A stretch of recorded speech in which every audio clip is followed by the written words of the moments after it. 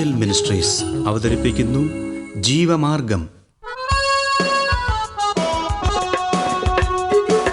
സർവലോകവും നേടിയാലും സമ്പത്ത് കുന്നുപോൽ കൂട്ടിയാലും ജുർമിക്കും ലോകത്തിൽ വാഴും. ജീവമാർഗം പ്രോഗ്രാമിലേക്ക് ഏവർക്കും സ്വാഗതം. ഇന്ന് നമ്മോട് ദൈവവചനത്തിൽ നിന്ന് സംസാരിക്കുന്നത് ബ്രദർ ഐപ്പ് ചെറിയാൻ, ബാംഗ്ലൂർ. പ്രാർത്ഥനയോടെ ഈ സന്ദേശം ശ്രവിച്ചാലും. സംഖ്യാപുസ്തകം 16-ാം അധ്യായമാണ് നമ്മൾ ചിന്തിച്ചുകൊണ്ടിരിക്കുന്നത്. കഴിഞ്ഞ ആഴ്ച കോരഹ്, തന്നോടൊപ്പമുള്ള രൂബൻ ഗോത്രത്തിൽ നിന്നുള്ള 3 പേർ, പിന്നെ 250 പേർ ധൂപം കാണിക്കണം എന്ന് പറഞ്ഞ് നിർബന്ധം പിടിച്ച 250 പേർ, അവർ മോശയ്ക്കും അഹരോനുമെതിരെ മത്സരിക്കുന്നു. അഹരോൻ്റെ കസിനായിരുന്നു കോരഹ്. തനിക്ക് ദേവാലയത്തിൽ ശുശ്രൂഷ ഉണ്ടായിരുന്നു, എന്നാൽ അതുപോരാ, ധൂപം കാണിക്കണം എന്ന് പറഞ്ഞാണ് താൻ മത്സരിച്ചത്. ധൂപം എന്ന് പറയുന്നത് ദൈവസന്നിധിയിലുള്ള പ്രാർത്ഥനയാണ് എന്ന് നാം പുതിയ നിയമത്തിൽ വായിക്കുന്നുമുണ്ട്. എന്നാൽ അവർക്ക് ദൈവജനത്തിന് വേണ്ടിയോ അല്ലെങ്കിൽ ആർക്കെങ്കിലും വേണ്ടിയോ പ്രാർത്ഥിക്കണം, ദൈവത്തെ ആരാധിക്കണം എന്നുള്ള ആഗ്രഹത്തിൽ നിന്നല്ല ധൂപം കാട്ടണം എന്ന അവകാശവാദം ഉന്നയിച്ചത്. അവർക്ക് അഹരോനെ പോലെ ജനത്തിൻ്റെ മുമ്പാകെ പേരുള്ളവരാകണം. ഇതായിരുന്നു അവരുടെ ഉദ്ദേശം. ഇവർ ദൈവത്തിനെതിരായി മത്സരിച്ചപ്പോൾ, വാസ്തവത്തിൽ അവർ മോശയ്ക്കും അഹരോനും എതിരായിട്ടാണ് മത്സരിച്ചതെങ്കിലും അത് ദൈവത്തിനെതിരായിട്ടായിരുന്നു. അതുകൊണ്ടാണ് ദൈവം ഉടൻ തന്നെ അവിടെ ഇറങ്ങി വന്ന് അവരോട് മോശ വഴിയാണ് സംസാരിക്കുന്നത്. പിറ്റേ ദിവസം ധൂപവർഗവുമായി എല്ലാവരും ദൈവസന്നിധിയിൽ വരണം എന്നാണ് പറയുന്നത്. ഇതായിരുന്നു അവരുടെ ആവശ്യവും.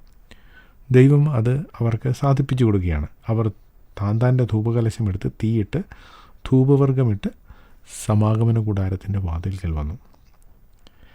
അപ്പോൾ അവിടെയാണ് നാം 19-ാം വാക്യത്തിൽ വായിച്ചത്, കോരഹ് അവർക്ക് വിരോധമായി സർവ്വസഭയെയും സമാഗമന കൂടാരത്തിൻ്റെ വാതിൽക്കൽ കൂട്ടിവരുത്തി. എന്ന് വെച്ചാൽ ഇസ്രയേലിലുള്ള എല്ലാവരും കോരഹിൻ്റെ കൂടെയായിരുന്നു. മോശയുടെയും അഹരോൻ്റെയും കൂടെ ആരുമില്ലായിരുന്നു.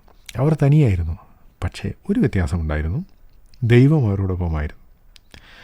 മോശ ഇതൊക്കെ ചെയ്തു കഴിഞ്ഞപ്പോൾ യഹോവയുടെ തേജസ് സർവ്വസഭയ്ക്കും പ്രത്യക്ഷമായി. അത് മോശയ്ക്കും അഹരോനും മാത്രമല്ല, എല്ലാവർക്കും കാണാമായിരുന്നു.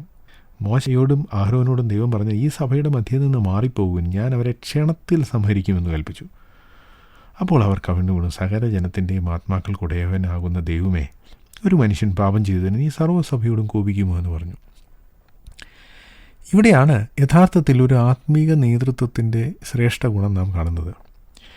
മോശയ്ക്കും അഹരോനുമെതിരെ പിറുപിറുക്കുന്ന ജനം, അവരെ കല്ലെറിയണമെന്ന് പറയുന്ന ജനം, അവരോട് മറുതലിക്കുന്ന ജനം, ആ പാപം കൊണ്ട് അവർ ഇപ്പോൾ തന്നെ കൊല്ലപ്പെടുമെന്ന കാര്യം മോശയ്ക്കും അഹരോനും വ്യക്തമായി. അപ്പോൾ അവർ ദൈവസന്നിധിയിൽ പറയുകയാണ്, ഒരു മനുഷ്യനാണ് ഇവരെ തെറ്റിച്ച് കളഞ്ഞത്. അവർ പറയുന്നു, ഒരു മനുഷ്യൻ പാപം ചെയ്തു. നമുക്കറിയാം, ഒരു മനുഷ്യനല്ല പാപം ചെയ്തത്, ഈ സർവ്വസഭയും പാപം ചെയ്തതാണ്. എങ്കിലും അവർ പറയുന്നു, ഒരു മനുഷ്യനാണ് ഇവരെ തെറ്റിച്ച് കളഞ്ഞത്, ആ വ്യക്തി മുഖാന്തരം ഈ സർവ്വസഭയും നീ നശിപ്പിച്ച് കളയുമോ എന്ന് പറഞ്ഞ് അവർ പ്രാർത്ഥിക്കുകയാണ്. ഈ ധൂപവർഗം കാണിക്കുക എന്ന് പറഞ്ഞാൽ പ്രാർത്ഥിക്കുക എന്നാണ് അതിൻ്റെ അർത്ഥം. ആ പദവിക്ക് വേണ്ടി ആഗ്രഹിക്കുന്നവർ പ്രാർത്ഥിക്കുവാൻ അവർ തയ്യാറാകുന്നില്ല. എന്നാൽ മോശയും അഹരോനും, അവർക്ക് ധൂപവർഗമല്ല വിഷയം, ഈ ജനത്തിൻ്റെ ജീവനാണ് വിഷയം. അവർ ദൈവസന്നിധിയിൽ ഈ ജനത്തിന് വേണ്ടി പക്ഷാപാതം ചെയ്യുകയാണ്. എന്നിട്ട് അവർ ഇത് ചെയ്തപ്പോൾ ദൈവം അവരോട് പറഞ്ഞതാണ് 24-ാം വാക്യത്തിൽ കാണുന്നത്, കോരഹ്, ദാഥാൻ, അബീരാം എന്നിവരുടെ വാസസ്ഥലത്തിൻ്റെ ചുറ്റിലും നിന്ന് മാറിക്കൊള്ളുവിൻ എന്ന് സഭയോട് പറയുക എന്ന് പറഞ്ഞു. അപ്പോൾ ദൈവമോട് വെച്ച ഒരേ ഒരു വ്യവസ്ഥ, ഈ മത്സരികളായ ആളുകളുടെ ഇടയിൽ നിന്നും മാറിപ്പോവുക. ഉടനെ മോശ എഴുന്നേറ്റ് ഇസ്രായേൽ മൂപ്പന്മാരും അവൻ്റെ പിന്നാലെ ചെന്ന് നാം വായിക്കുന്നുണ്ട്. അവിടെ ചെന്ന് അവൻ സഭയോട്, ഈ ദുഷ്ട മനുഷ്യരുടെ സകല പാപങ്ങളാലും നിങ്ങൾ സംഹരിക്കപ്പെടാതിരിക്കേണ്ടതിന് അവരുടെ കൂടാരങ്ങളുടെ അടുക്കൽ നിന്ന് മാറിപ്പോകുവിൻ, അവർക്കുള്ള യാതൊന്നിനെയും തുടരുത് എന്ന് പറഞ്ഞു. അപ്പോൾ ദൈവം ശിക്ഷിക്കാതിരിക്കുവാനായി മോശ പറഞ്ഞൊരു കാര്യം, ഈ ദുഷ്ട മനുഷ്യരുടെ കൂടാരങ്ങളിൽ നിന്ന് മാറിപ്പോവുക എന്ന് പറഞ്ഞാൽ ഇവിടെ ഇപ്പോൾ ഒരു വേർപാടിൻ്റെ ആവശ്യമുണ്ട്. ദുഷ്ടനായ, ദൈവത്തോട് മത്സരിക്കുന്നവനായ കോരഹിൻ്റെയും കൂട്ടരുടെയും മധ്യേ നിന്ന് നിങ്ങൾ മാറിയില്ലെങ്കിൽ നിങ്ങൾ നശിച്ചു പോകും. നിങ്ങൾക്ക് രക്ഷപ്പെടാനുള്ള ഏക മാർഗം വേർപാടാണ്. അപ്പോൾ ചില ആളുകൾ അത് കേട്ടു. ആ കൂടെ പറഞ്ഞിരിക്കുന്ന ഒരു കാര്യം, അവർക്കുള്ള യാതൊന്നിനെയും തുടരുത് എന്നും പറഞ്ഞു. ഈ കാര്യം നമ്മൾ കൊരിന്ത്യലേഖനത്തിൽ ഉദ്ധരിച്ചിട്ടുണ്ട്. അവരുടെ ഇടയിൽ നിന്ന് വിട്ടുപോരുവിൻ, അശുദ്ധമായതൊന്നും തുടരുത്. അത് നമ്മുടെ ശരീരം ദൈവാത്മാവിൻ്റെ ആലയമാണ് എന്ന് പറഞ്ഞിരിക്കുന്ന സാഹചര്യത്തിലാണ് ഈ വാക്യം ഉദ്ധരിച്ചിരിക്കുന്നത്. അപ്പോൾ അതത്ര ഗൗരവമുള്ളൊരു കാര്യമാണ് എന്ന് നമ്മൾ ഓർക്കണം. ദൈവം പാപത്തോടും അശുദ്ധിയോടും വേർപെട്ടിരിക്കണമെന്ന കാര്യത്തിൽ വളരെ നിഷ്കർഷയുള്ള ആളാണ്. അത് എത്ര കഠിനമായ ഒരു കാര്യമാണ് എന്ന് തുടർന്നുള്ള സംഭവങ്ങൾ നമ്മളെ കാണിക്കുന്നുണ്ട്. എന്നിട്ട് മോശെ അവരോട് പറയുകയാണ്, നിങ്ങളിങ്ങനെ ചെയ്താൽ നിങ്ങൾ രക്ഷപ്പെടും. അപ്പോൾ അവിടെ ഉണ്ടായത്, അങ്ങനെ കോരേ, ദാഥാൻ, അബീരാം എന്നിവരുടെ വാസസ്ഥലത്തിന് ചുറ്റും നിന്ന് ആളുകൾ മാറിപ്പോയി. എന്നാൽ ദാഥാനും അബീരാമും പുറത്തു വന്നു. അവരും അവരുടെ ഭാര്യമാരും പുത്രന്മാരും കുഞ്ഞുങ്ങളും താന്താങ്ങളുടെ കൂടാരവാതിൽക്കൽ നിന്നു. ആര്? ദാഥാനും അബീരാമും അവരുടെ കുടുംബവും. അപ്പോൾ മോശ പറഞ്ഞത്, സകല പ്രവൃത്തികളും ചെയ്യേണ്ടതിന് യഹോവ എന്നെ അയച്ചു. ഞാൻ സ്വമേധയായി ഒന്നും ചെയ്തിട്ടില്ല എന്ന് നിങ്ങൾ ഇതിനാൽ അറിയും. സകല മനുഷ്യരും മരിക്കുന്നത് പോലെ ഇവർ മരിക്കുകയോ സകല മനുഷ്യർക്കും ഭവിക്കുന്നത് പോലെ ഇവർക്ക് ഭവിക്കുകയോ ചെയ്താൽ യഹോവ എന്നെ അയച്ചിട്ടില്ല. അതായിരുന്നു ടെസ്റ്റ്. ഇവരുടെ മരണം സാധാരണക്കാരുടെ മരണം പോലെ ആയിരിക്കില്ല. ഇപ്പോഴൊരു അപൂർവ കാര്യം പ്രവർത്തിക്കും. ഭൂമി വായ് പിളർന്ന് അവരെയും അവർക്കുള്ള സകലത്തെയും വിഴുങ്ങിക്കളയുകയും അവർ ജീവനോടെ പാതാളത്തിലേക്ക് ഇറങ്ങുകയും ചെയ്താൽ അവർ യഹോവയെ നിരസിച്ചു എന്ന് നിങ്ങൾ അറിയും. ഈ കാര്യം ദൈവം മോശയോട് പറഞ്ഞതായിട്ട് നമ്മളിവിടെ വായിക്കുന്നില്ല. ഒരുപക്ഷെ പറഞ്ഞു കാണും, ഇല്ലെങ്കിൽ മോശയുടെ വാക്കനുസരിച്ച് ദൈവം പ്രവർത്തിച്ചു കാണും. എനിക്ക് രണ്ട് കാര്യം വിശ്വസിക്കാൻ ബുദ്ധിമുട്ടില്ല. ഏതായാലും ഇത് പറഞ്ഞു തീർന്നപ്പോൾ ഭൂമി വായ് പിളർന്നു അവരെയും അവരുടെ കുടുംബാംഗങ്ങളെയും കോരഹിനോട് ചേർന്നിട്ടുള്ള എല്ലാവരെയും അവരുടെ സർവ്വസമ്പത്തിനെയും വിഴുങ്ങിക്കളഞ്ഞു. അവരും അവരോട് ചേർന്നിട്ടുള്ള എല്ലാവരും ജീവനോടെ പാതാളത്തിലേക്ക് ഇറങ്ങി ഭൂമി അവരുടെ മേൽ അടയ്ക്കുകയും അവർ സഭയുടെ ഇടയിൽ നശിക്കുകയും ചെയ്തു. ദൈവത്തോട് മത്സരിച്ചതിൻ്റെ പ്രത്യാഘാതം എന്താണെന്ന് സർവ്വസഭയും കണ്ടു. അതോടൊപ്പം തന്നെ ധൂപം കാണിക്കാൻ വന്ന ആളുകൾ ദൈവസന്നിധിയിൽ തീ പുറപ്പെട്ട് അവരും കൊല്ലപ്പെട്ടു. ദൈവത്തിൻ്റെ അഭിഷിക്തന്മാർക്കെതിരെ മത്സരിച്ചവർ ഒറ്റ നിമിഷം കൊണ്ട് ഇല്ലാതായി തീർന്ന കഥയാണ് നമ്മൾ കാണുന്നത്.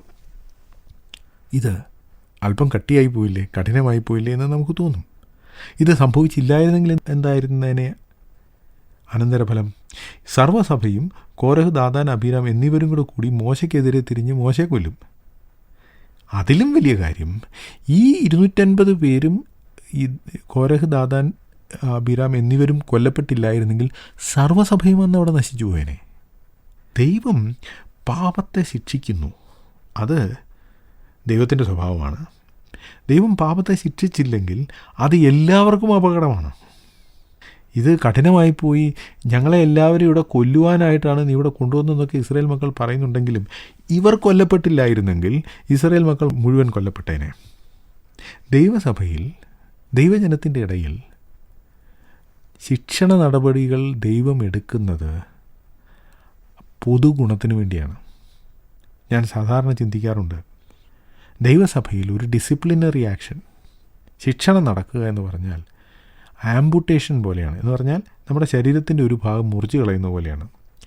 നമ്മൾക്ക് ആർക്കും നമ്മുടെ ശരീരത്തിൻ്റെ ഒരു വിരലിൻ്റെ ഒരു അറ്റം പോലും മുറിച്ച് കളയാൻ ഇഷ്ടമല്ല. നമ്മുടെ ശരീരത്തിൻ്റെ ഭാഗമാണ്. എന്നാൽ ചില സമയത്ത് ഡോക്ടർമാർ പറയും, നിങ്ങൾക്ക് ഈ കൈ വേണോ, ജീവൻ വേണോ? ഈ കാലിൻ്റെ വിരൽ വേണോ, അതോ ശരീരം മുഴുവൻ വേണോ? നിങ്ങൾ തീരുമാനിക്കാം. മുറിവുണങ്ങാത്ത ആ വിരൽ നിങ്ങളുടെ ശരീരത്തിലിരുന്നാൽ നിങ്ങളുടെ ശരീരം മുഴുവൻ ഇൻഫെക്റ്റഡായി നിങ്ങൾ മരിച്ചു പോകും. നിങ്ങൾക്ക് വിരൽ വേണോ അതോ ജീവൻ വേണോ? അവിടെ നമുക്കൊരു തീരുമാനമെടുത്തേ പറ്റൂ. അതുപോലെ ഒരു തീരുമാനമാണ് ഇവിടെ ദൈവം ചെയ്തത്, മോശ ചെയ്തത്. കോരഹിനോടുകൂടെ ദൈവത്തിനെതിരെ മത്സരിച്ചവർ വേണമോ അതോ സർവ്വസഭയും നശിച്ചു പോകണമോ? എന്തായിരുന്നു ബുദ്ധിപരമായ തീരുമാനം? ദൈവത്തിനെതിരെ മത്സരിച്ചവർ അവരെ നീക്കിക്കളയുക. ഇതാണ് സഭയിലും.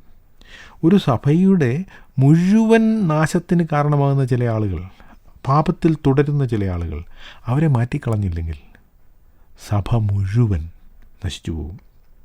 സഭ മുഴുവൻ വിശുദ്ധമാണ് എന്ന് പറഞ്ഞാണ് ഇവർ മോശയ്ക്കും അഹരോനുമെതിരെ മത്സരിച്ചത്. എന്നാൽ സഭ മുഴുവൻ മത്സരികളും അശുദ്ധി നിറഞ്ഞവരുമായി അതിൻ്റെ ശിക്ഷ അനുഭവിക്കുന്നതിൽ നിന്നും അവരെ രക്ഷിക്കുവാൻ വേണ്ടി ഈ കൂട്ടരെ കൊന്നുകളയേണ്ടത് ആവശ്യമായിരുന്നു. ഈ സന്ദേശം ശ്രദ്ധിച്ച എല്ലാ പ്രിയപ്പെട്ടവർക്കും കർത്തൃനാമത്തിൽ നന്ദി. ബൈബിൾ കറസ്പോണ്ടൻസ് കോഴ്സിൽ ചേർന്ന് പഠിക്കുവാൻ ആഗ്രഹിക്കുന്നവർ മേൽവിലാസം അയച്ചു തന്നാലും പ്രാർത്ഥനാ വിഷയങ്ങളും അറിയിക്കുമല്ലോ.